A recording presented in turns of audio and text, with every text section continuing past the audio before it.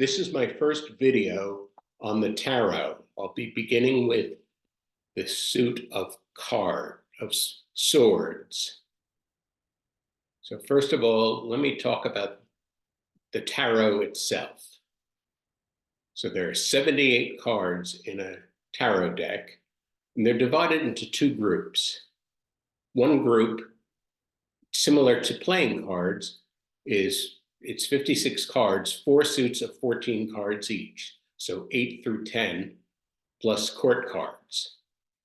And the suits are swords, cups, wands, and pentacles. So these 56 cards are called the minor arcana. So in this video, I'll be talking about the suit of swords. There's also 22 other cards, and it's a series of archetypal images. It actually lays out a hero's journey or a path of spiritual unfolding. These are called the major arcana. And so in the other videos, I'll talk about the other suits, and then I'll have a video about the major arcana. The images that I'm going to be using are from the standard Rider-Waite deck. This deck was first published in 1909. It's the most famous of the tarot decks. And just to be clear, Rider is just the name of the publishing company. They didn't do anything special except publish it. Arthur Waite was the actual occultist, the person who designed all these images. And then Pamela Smith, his friend, the artist, she was the one who actually drew the images. And the basic idea of the Rider-Waite deck is that the picture itself contains the wisdom. And so it's really presenting wisdom in a visual format. And so that's the advantage of these cards. So let's talk about swords. The psychological function is thinking. The element is air or wind. We see a lot of air and wind in these cards. The chakra associated with these cards is the 6th chakra.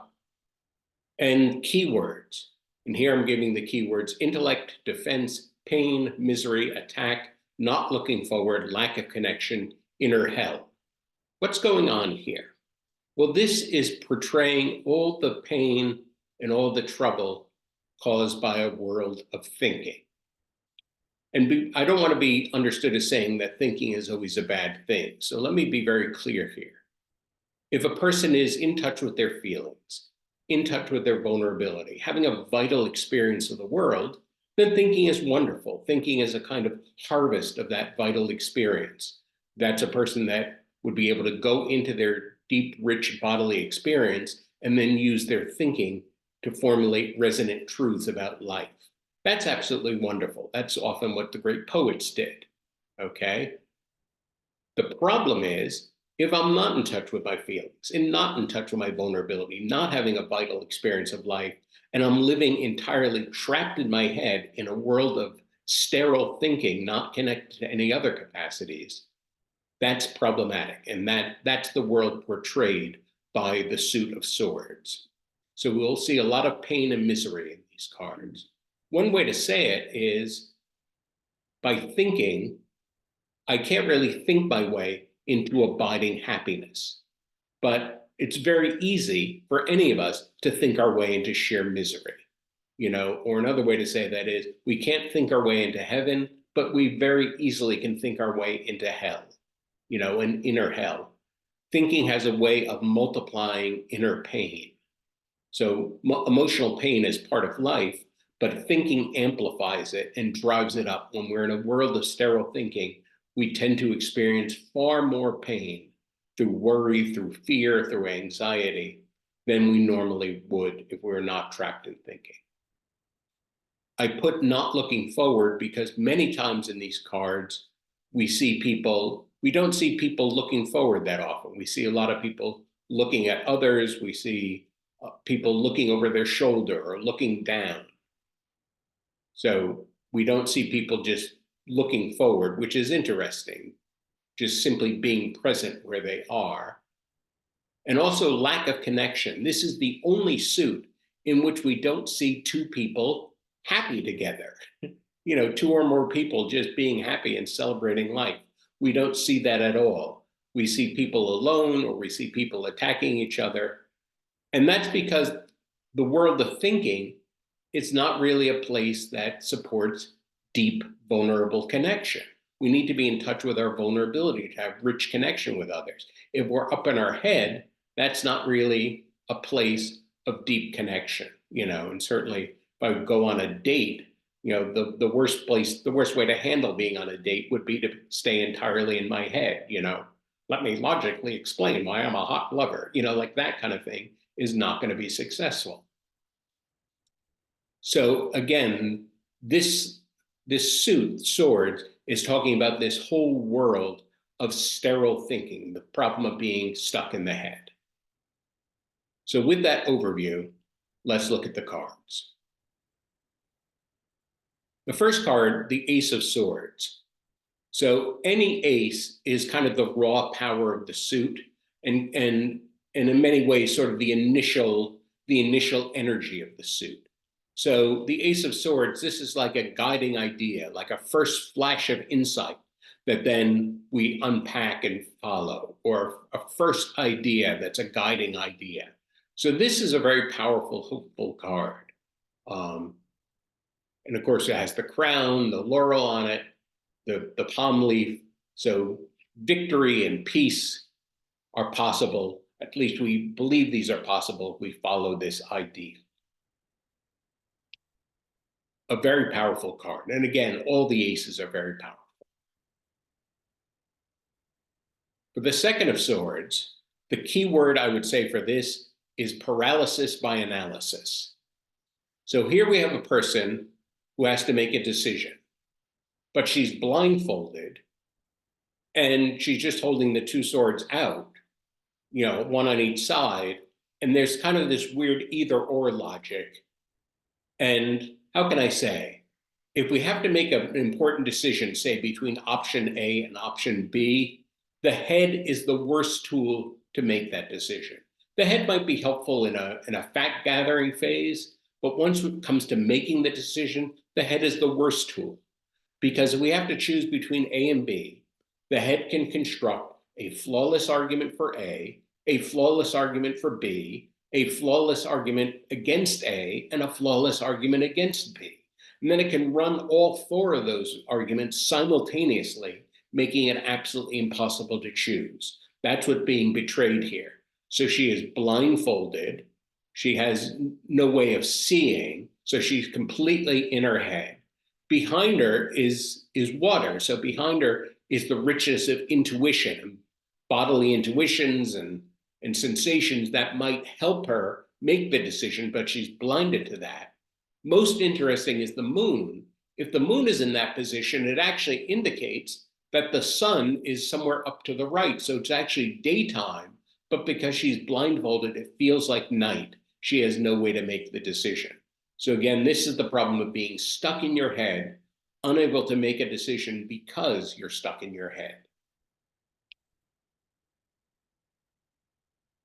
The Three of Swords, this is very much an image of inner hell. So this is someone who it portrays sheer misery, the heart being punctured by swords, rain, but the connotation is that we have made our own misery here.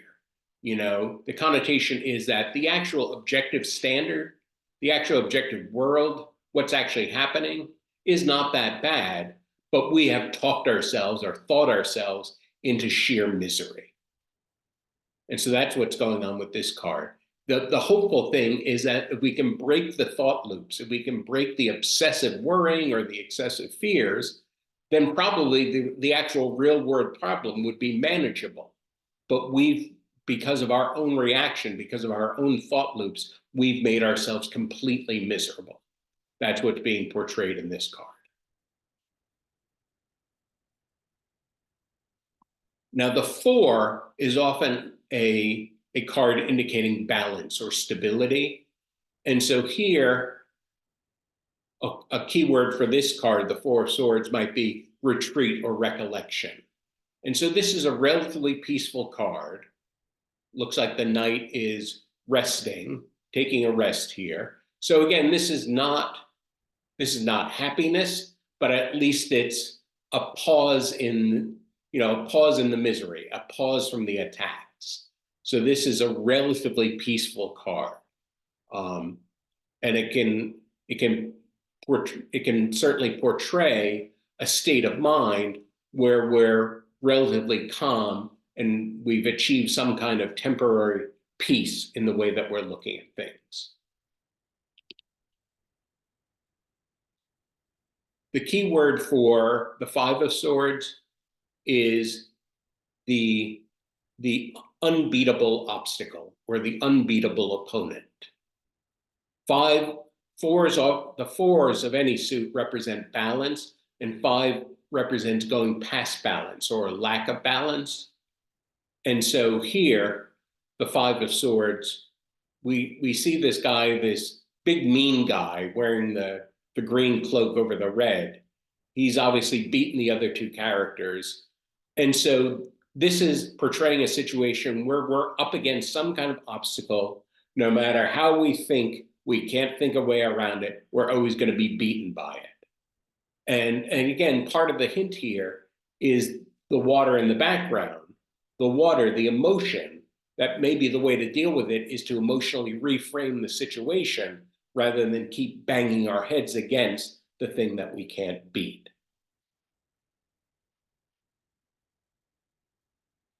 The six of any suit is often about connection. Here, we see these two figures being ferried across with all these swords. They've obviously left a bad situation. It's possible that they're moving to a better situation. Presumably, it's a mother and child. Presumably, they care about each other, but it's odd. We don't even see the mother's arm around the child, so they're not even connecting with each other. They're so consumed in sadness. And so this is about leaving a bad situation, possibly moving toward a better situation. Some commentators feel that the rough waters in the foreground and the calm waters on the other side of the boat indicate that they're moving toward calmer waters.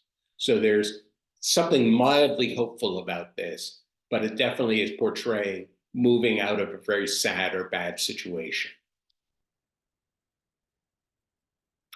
Now, this is an odd card. The 7 card often indicates something having to do with the sacred or something having to do with the spiritual journey.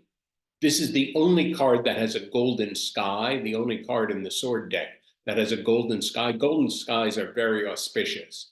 Some commentators associate this with stealing, but I don't think it's stealing because of the golden sky. Stealing is often not auspicious. This is someone who, by his own wits, has escaped some kind of situation.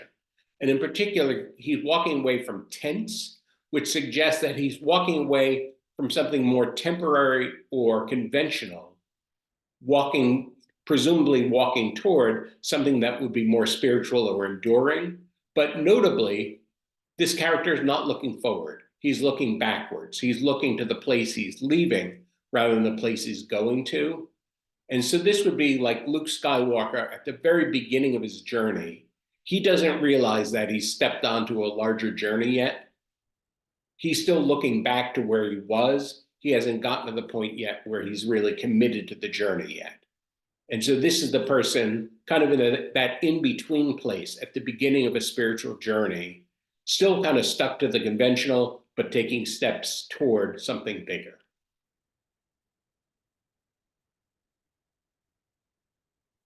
This is kind of an extension of the Two of Swords, more paralysis by analysis. Here we have a person just bound by fears, afraid to move.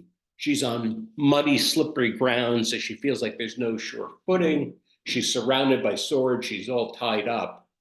And so, again, the implication is we have put ourselves here by our own obsessive thinking.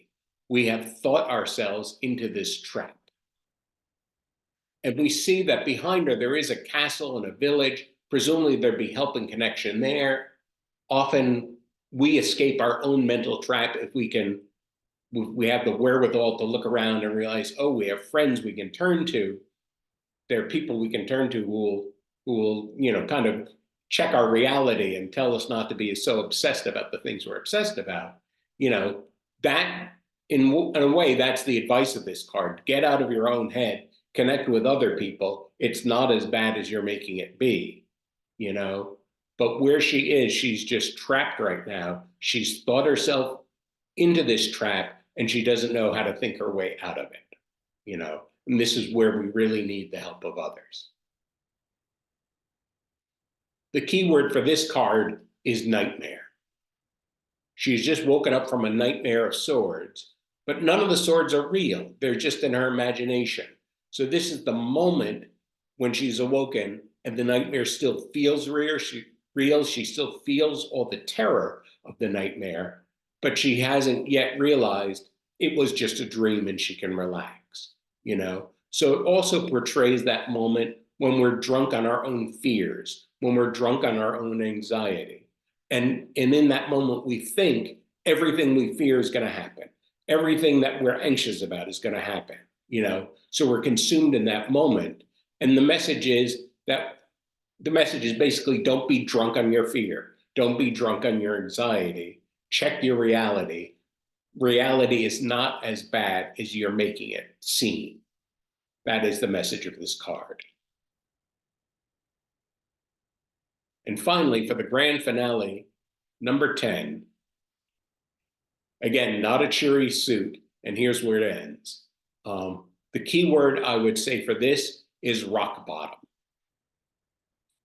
And by rock bottom, I mean, often when people are in some kind of bad situation, say they're suffering from an addiction, or they're in some bad work situation or unhealthy relationship, and friends are saying you need to get out, you need to change, and they keep on saying, no, no, no, I'm gonna see it through, I'm gonna keep going, I can deal with this, you know. And we're funny, we'll stay in a bad situation out of habit for the longest time. We'll basically stay until the misery becomes unbearable. And this is the moment of the misery becoming unbearable, where we finally realize, oh my God, I do need to get out of this relationship. Oh my God, I do need to leave this job. Oh my God, I do have a drinking problem and I need to deal with it. It's the rock bottom that forces the unpleasant realization that we've been pushing off for so long. I have a very dear friend who struggled with alcoholism for a good part of his life. And he said that for years he had well-meaning friends and family all telling him, you have a drinking problem, you need to deal with it. And he was like, no, no, no, I don't have a problem. He was in denial, as many addicts are. He was in denial for so long.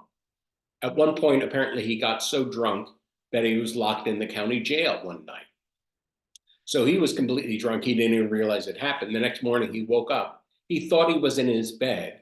He rolled over to get out of bed and fell out of the top bunk onto the concrete floor of the jail. And he said that moment hit him. At that moment, he realized, oh my God, this has gone too far and I have to stop. You know, and since then, he's gotten completely off alcohol. He's actually a counselor now, a very wise man. But that was his rock bottom experience. And so this card is about hitting rock bottom. And so there are sunny skies in the foreground. Once we really do admit we have a problem, we have to change, we have to break the addiction, we have to get out of the bad relationship. There is hope once we make that change, but it is a true death experience that's forced by this rock bottom, a true death of something about our ego attachment or our picture of ourselves needs to die in order for us to move to the better place. So now the court cards. Page of Swords. So a page can represent either a child or it can represent sort of a young part of ourselves. And here it's kind of the newness of an idea. And notice he's not looking forward either. A lot of wind and clouds. Of course, air is the element of the swords. So this is a new idea, and he's not really steady on his feet. He's not really solid with this idea yet. The idea is almost more of a plaything right now. And he's just trying to get the feel of the idea, the feel of this new way of thinking or this new way of understanding. The Knight of Swords, this is a more mature person. A knight always represents either a more mature person or a mature part of ourselves. Here we have a part of ourselves or a person who is really convinced of their idea and is charging through the world, implementing their idea. And of course, when we're fixated on an idea and charging through the world with it, there's a good chance that we're going to step on people's toes, that we're going to cause some emotional harm. And so this person seems headlong, rushing headlong forward into causing some emotional harm because he's so insistent about following his ideal. And so the warning of this card is maybe to back off, maybe to be not so certain, maybe to listen before we charge ahead with things and, charge ahead impulsively. Maybe take some time to check with others before we just bolt forth with our sword. A queen can represent an external woman or a part of our own psyche. Here, this is a very harsh, cold aspect of the feminine, an aspect of the feminine that has experienced tremendous pain, that sees the world through pain, sees the world through defense.